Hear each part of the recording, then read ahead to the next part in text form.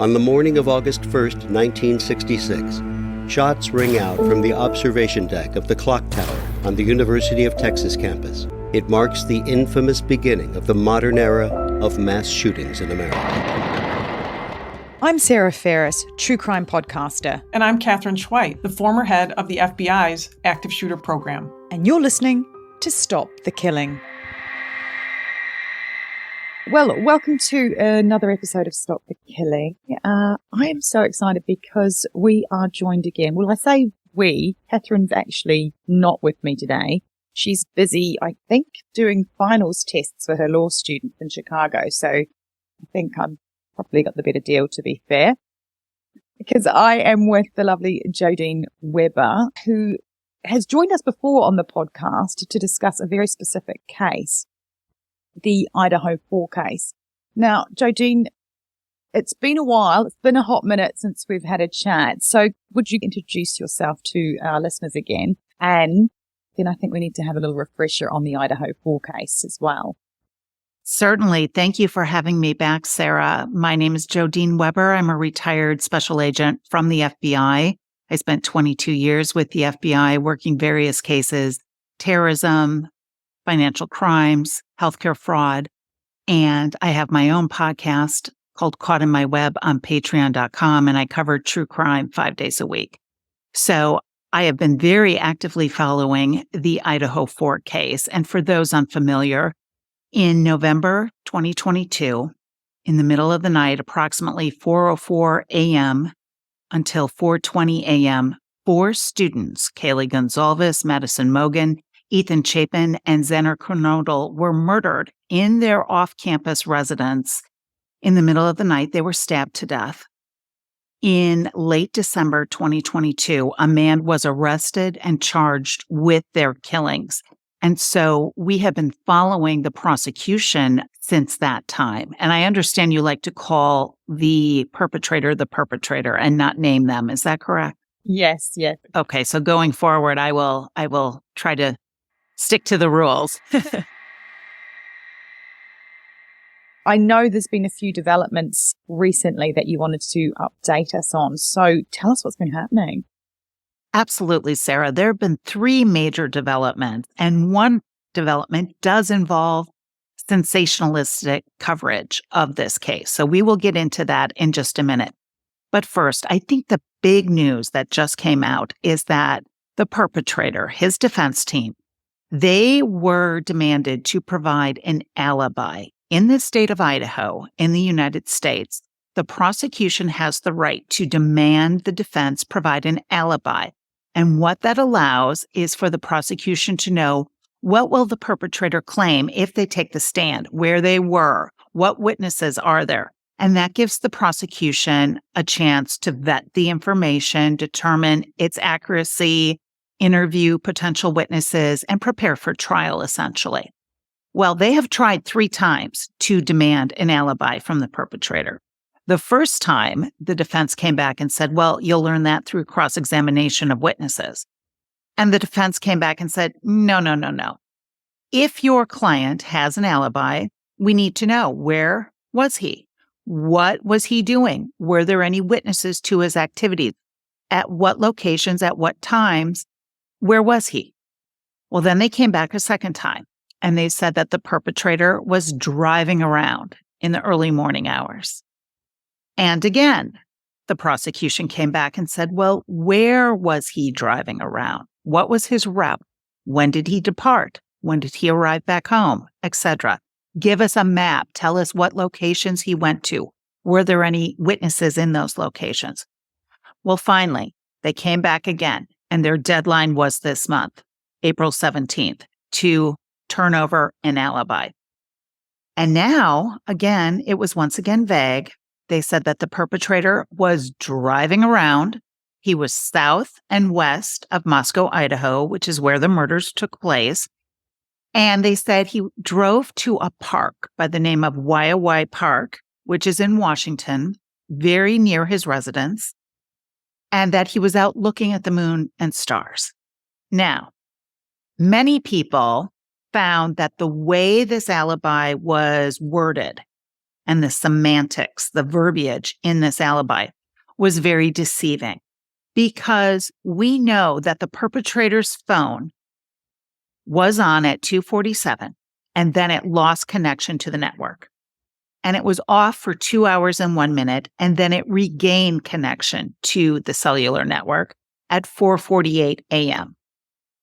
And at that time, it was in a location south of Moscow, Idaho, taking a circuitous route back into Washington state. Now, along that circuitous route, the car and the phone went south of Moscow, then it went west into Washington, and then it did circle up back by this park.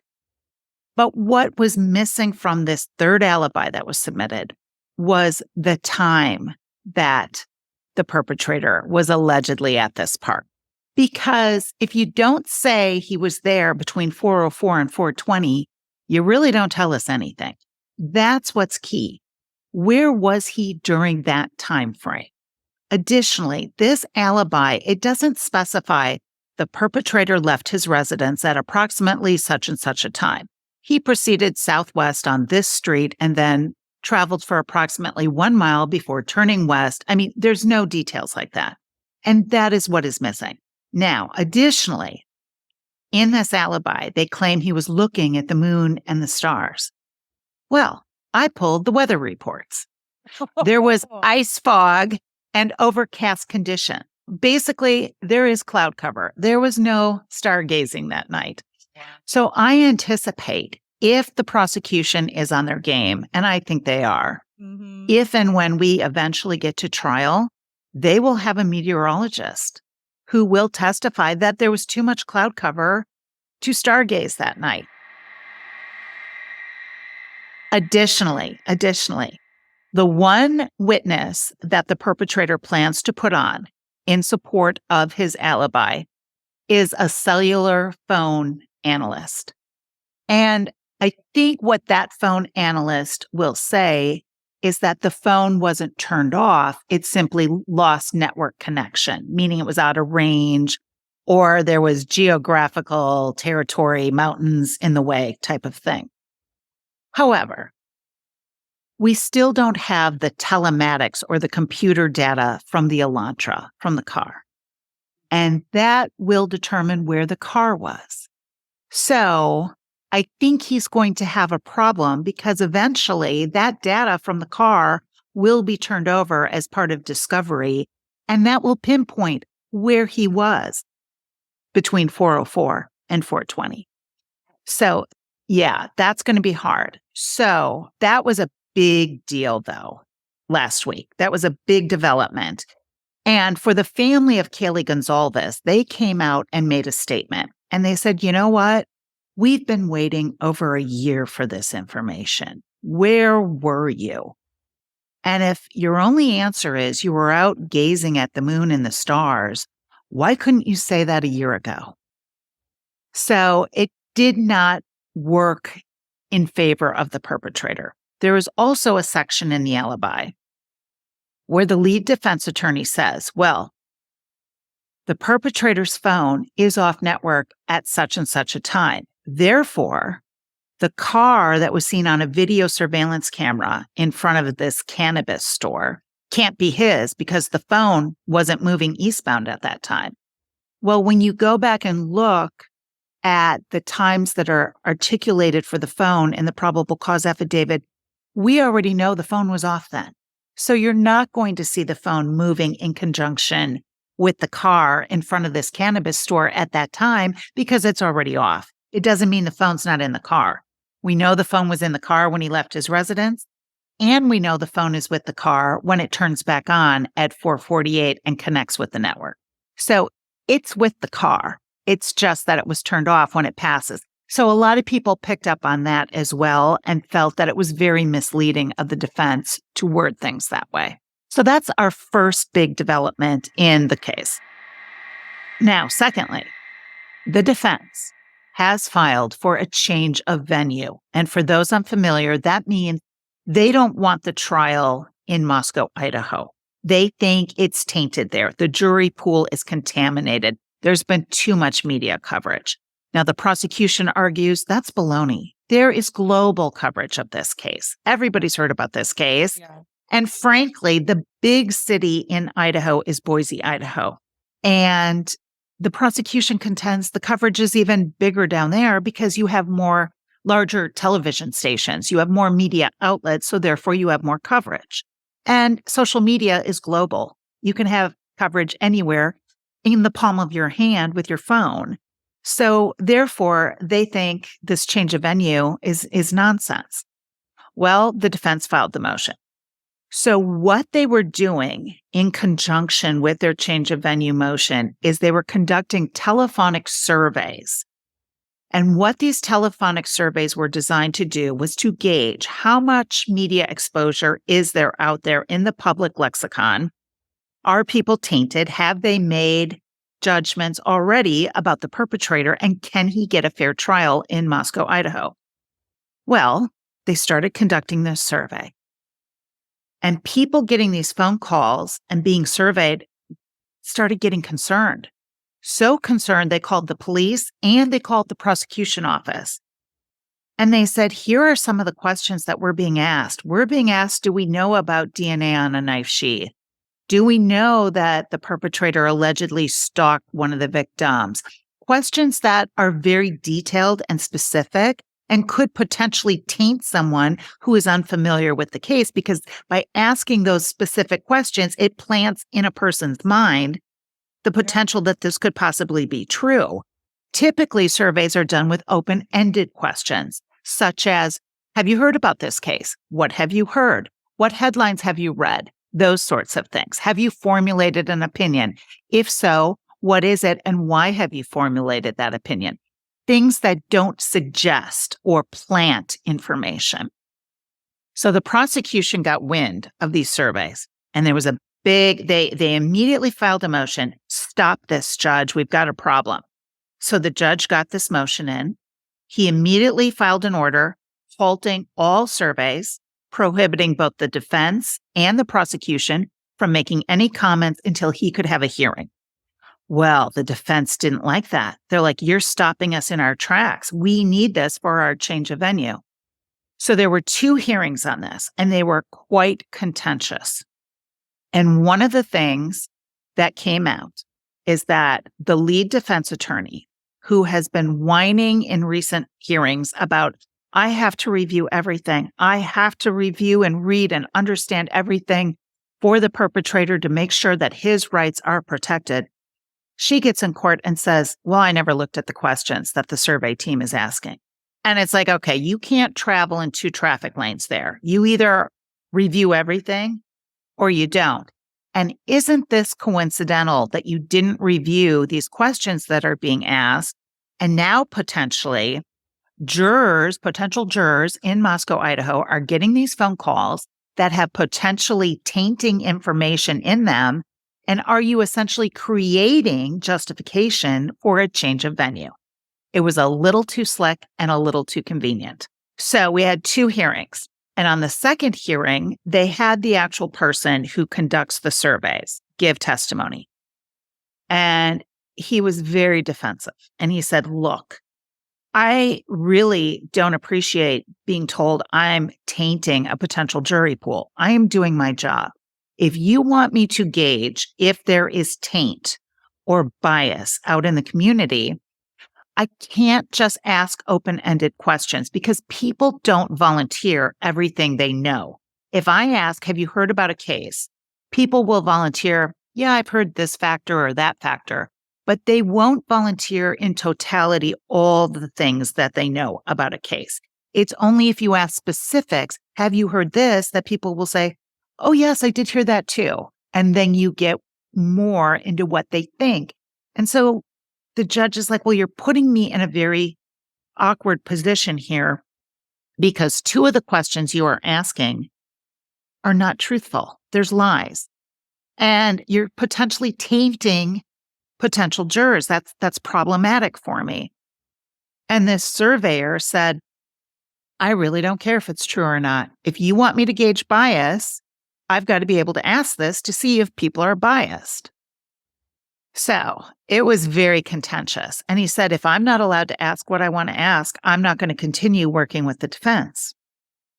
Well, the prosecution was up in arms. They were furious because they feel this was a setup, that all of this was done to guarantee that there will be a change of venue. Ultimately, the judge just ruled a couple days ago that he will allow the surveys to continue, and that because all these questions were read in court, they are now part of the public record.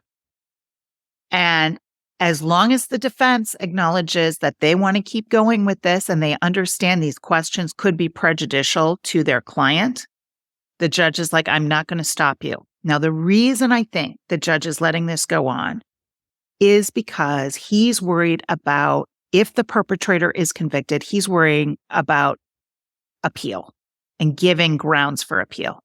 So this way, if the defense says, we don't care if this is not true, we want to go forward to see if people are biased, he's almost got to play into that hand and let them, because if they find people are biased, he wants to give them the change of venue to avoid that being grounds for appeal. Complicated, isn't it?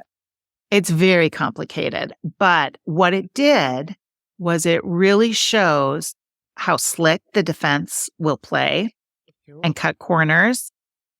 And I mean, it got very contentious between the defense and the judge as well, because the defense accused the judge of violating the perpetrator's constitutional right to due process. And the judge was like, no, there's been no due process violation here. I've stopped the surveys temporarily. I notified you. I asked for your input. I'm hearing you out today. This is a delay. This isn't a stop or a halt or a cutting off of due process. But it got very testy. So we'll see. The prosecution obviously is not happy.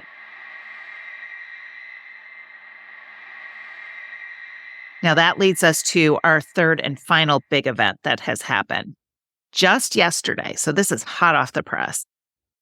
The prosecution has filed for the next hearing, which is set for May 14th, to be held behind closed doors, to not be open to the public, which is highly unusual in the United States because our trials and court proceedings are open to the public. Now, in this filing that the prosecution filed yesterday, they say that there exists a compelling interest at stake to preserve a fair trial, and no reasonable alternative exists but to conduct a closed hearing. Now, I have two thoughts on why this is. Number one, it could be that the prosecutor is upset by what just happened with these surveys and feels that anything said in open court could become fodder and additional ammunition to use for a change of venue hearing, which is scheduled for the end of June. So therefore, he doesn't want anything said anymore in open court that could potentially be tweaked in the media or used by this surveyor to create even more false questioning. So that's possibility number one. Possibility number two is very interesting. There were two hearings held back last winter in January and February, and they were basically status updates on the case. And during these hearings, the lead defense attorney said, they were talking about what evidence still needs to be turned over. And this lead defense attorney said, you know, there's this video that the prosecution has that they haven't turned over yet. And the prosecution really, really likes it. And it is several days long. And the reason we have not received it is because the audio and the video are not synced up on it. Now, when I heard that, based on my law enforcement experience, police body camera systems typically do not have audio and video synced for at least the first 30 seconds because they're manufactured that way. In order for police departments to protect privacy of people that they come upon at scenes, like, for example, when a cop comes upon a victim, what's your name? Where do you live? What's your date of birth? Are you injured? Do you have any medical issues? All of that is privacy information. So a lot of police departments will not buy body camera systems unless they have a built-in delay between their audio and their video. So when I heard that this video that allegedly exists, that the prosecution has this syncing issue between the audio and video, I thought to myself, okay, well, that sounds like body camera video. But then the defense attorney said it is several days long and the prosecution really likes it. So then I started thinking, well, law enforcement, they have built-in protocols for downloading their body camera systems. And certainly on the biggest case to ever hit Moscow, Idaho, they are not going to wait days and days to download body camera video. So then I started thinking, what if the perpetrator wore a body camera system? Especially because we know in the probable cause affidavit that the perpetrator allegedly was in proximity to the crime scene on at least 12 occasions prior to the murders. And what if the perpetrator wore a body camera during the commission of the crimes? The perpetrator had previously published a survey on Reddit asking criminals to relive their criminal experiences, tell him about their emotions while committing crimes, tell them what their planning was, what were they feeling while they were committing their crimes. If he was conducting a survey with that kind of interest, would that perpetrator want to relive his own crimes? Would he want to wear a body camera system while studying and casing the location so he could go back and look at it and prepare?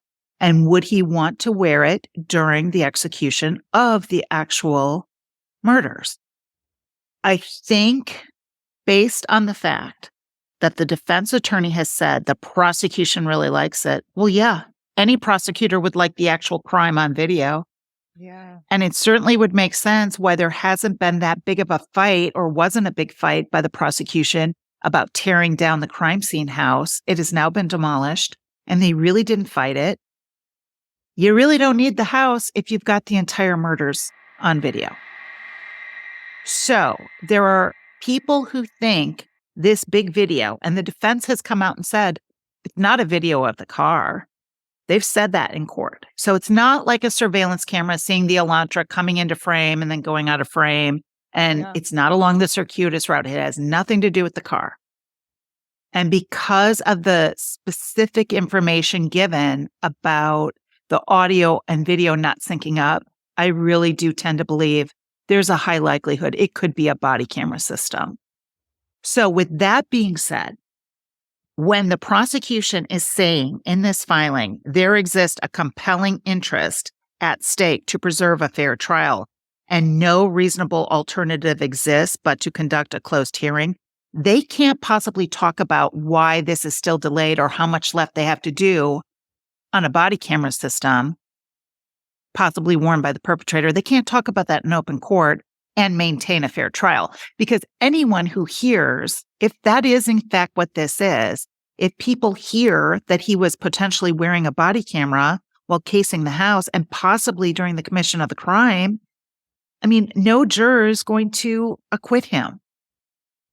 So I think it could possibly be a combination of factors, Sarah. I think potentially they are going to talk about some very damning evidence that hasn't been turned over yet as part of discovery. And I certainly think this video, whatever it is going to be a topic of discussion. And if the prosecution really likes it, like the defense says, it's a big deal.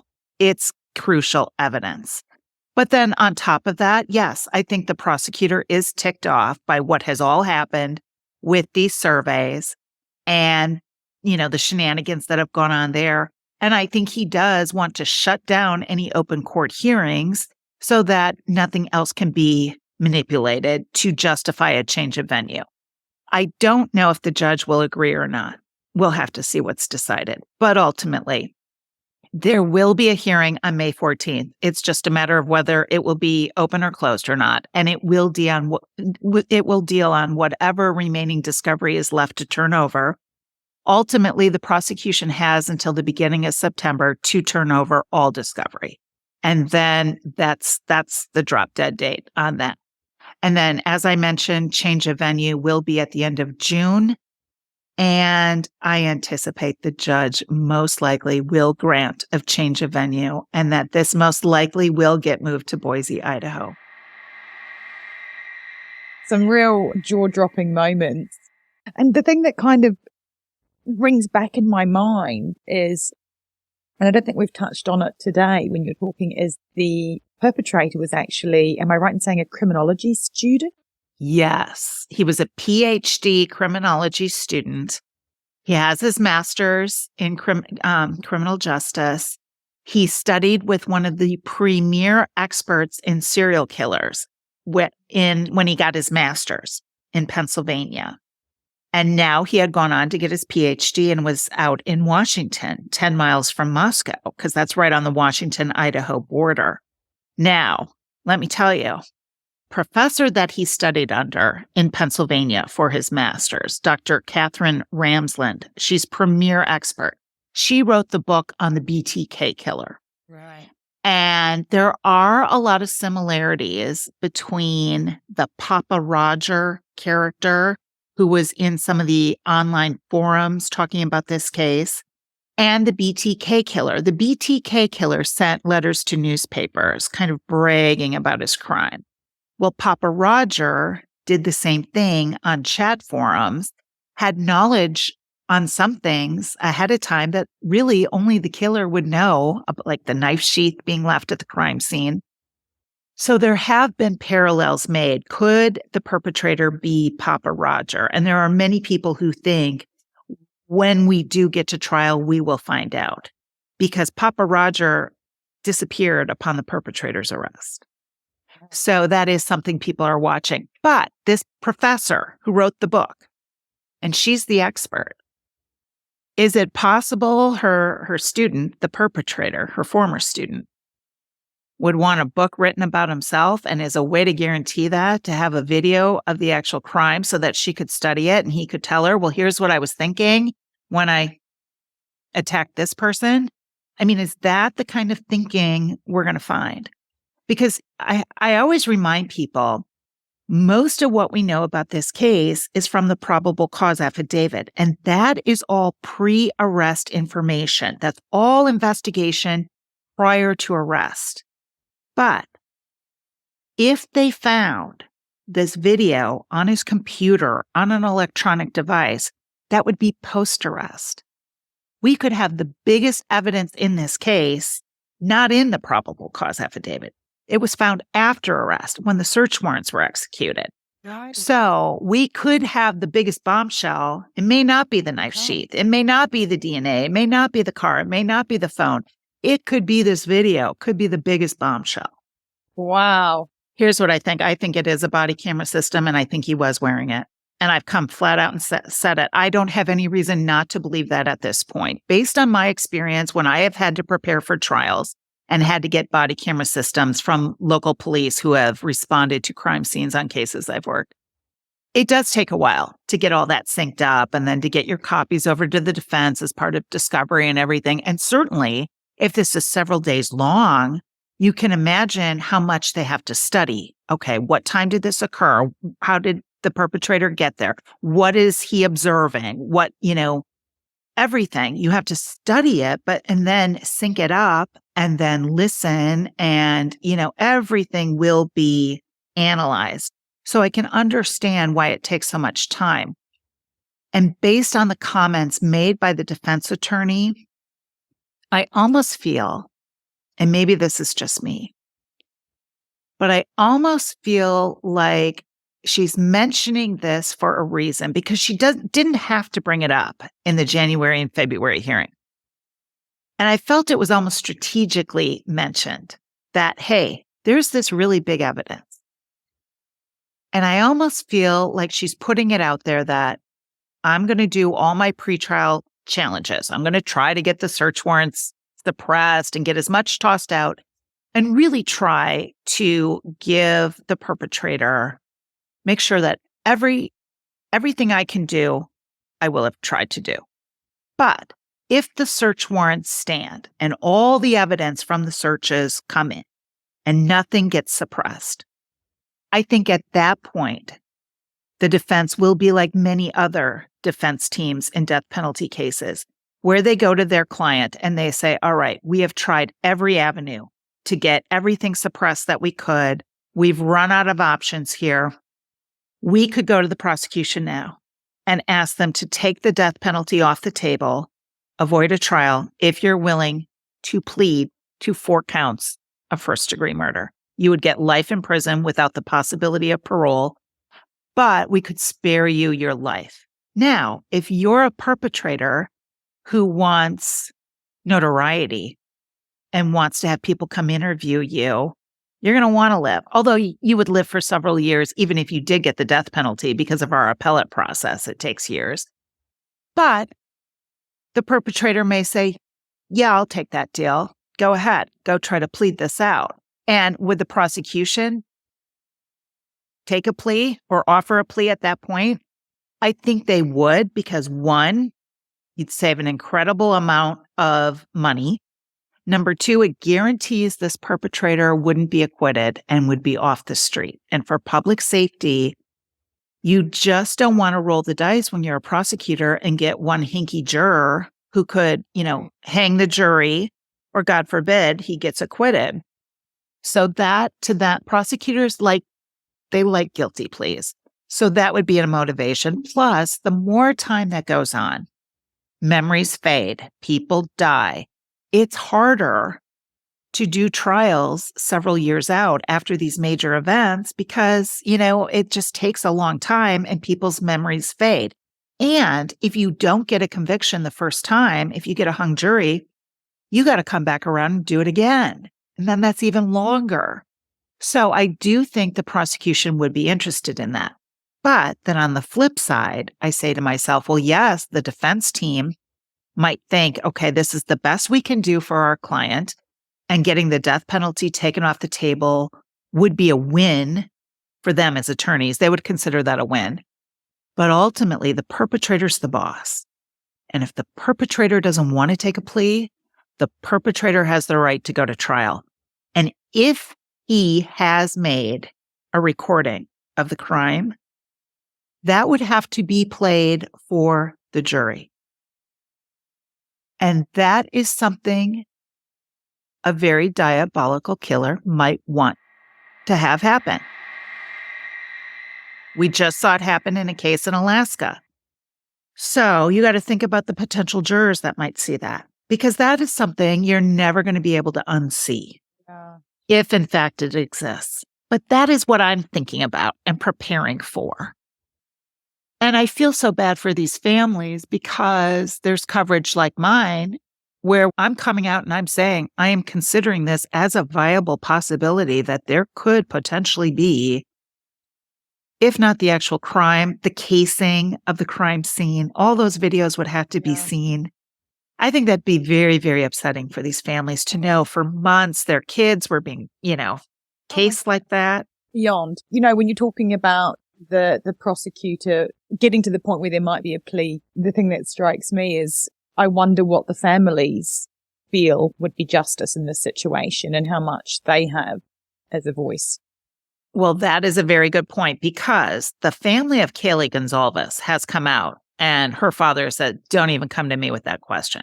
I want the death penalty. Right. But they say that now. Yeah. It's a whole different situation when and if that question actually does come, to fruition.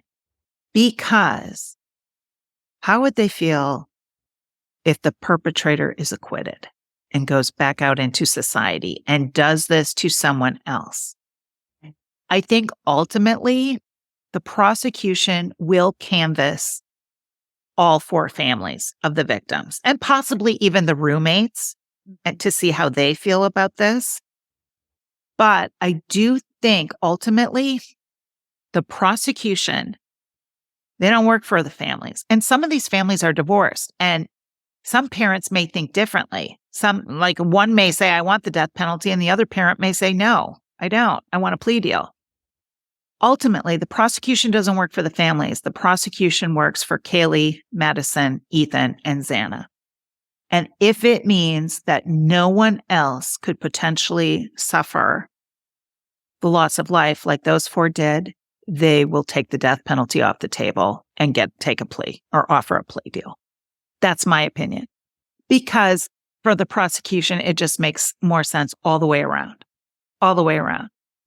And the families may not like it, but unfortunately, it's not realistic to think that it's not a likelihood. After the change of venue hearing, which will be at the end of June, then we'll know, okay, is this going to be in Moscow or is it going to be in Boise, Idaho? And then after that, we should hopefully get a trial date finally. And it's projected to be summer of 2025 at the earliest, assuming all discovery gets turned over by early September on that deadline and nothing backs anything else up.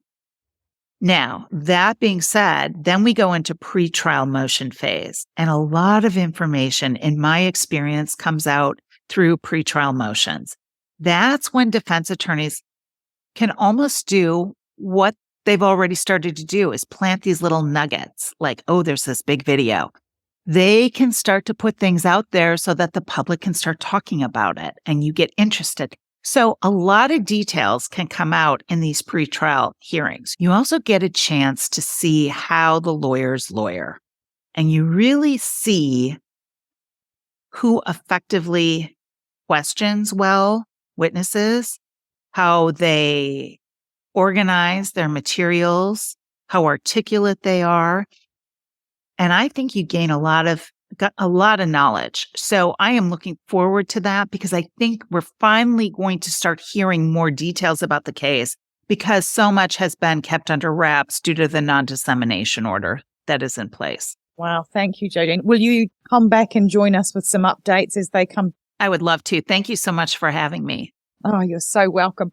And remind everybody where they can find you. And can I just say also, just today, the penny dropped on why it's called Caught in My Web, your fantastic podcast, because of course you are Jodene Weber. What an idiot I am.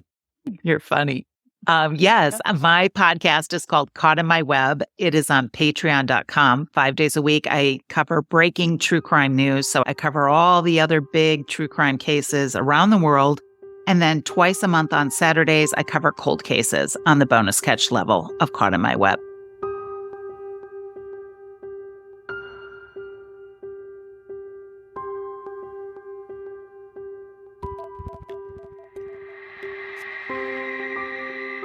Thanks for listening. And if you want to know more, Catherine's book, Stop the Killing, is out now. For more details, go to catherineschweit.com. Please consider also supporting our independently made podcast. It's simple to do. Go to patreon.com/Stop the Killing. And for as little as the price of a latte a month, you can be part of the solution to stop the killing. Patreon rewards range from official do-gooder status to ad-free episodes, autographed books, and opportunities to connect with us directly for your business, school, church, or even just a book club chat.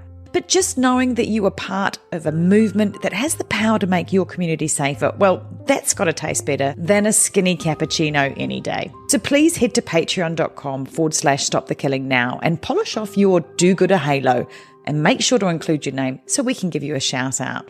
This podcast is a Community podcast production. That's Con with an N. If you want more content, then head over to Community Podcast at Instagram, where you'll find trailers on more binge-worthy true crime, like the award-winning podcast Conning the Con. And check out our show notes for all the links mentioned. Finally, if you want one takeaway action that you can do right now that can help make our community safer, please share, rate and review this podcast wherever you listen. Everybody needs to know that they hold the keys to see something and say something. Together, we can stop the killing. It's one of those things you hope never happens, but you better train for it because it will happen. And it will happen in places you wouldn't expect. Be ready for it.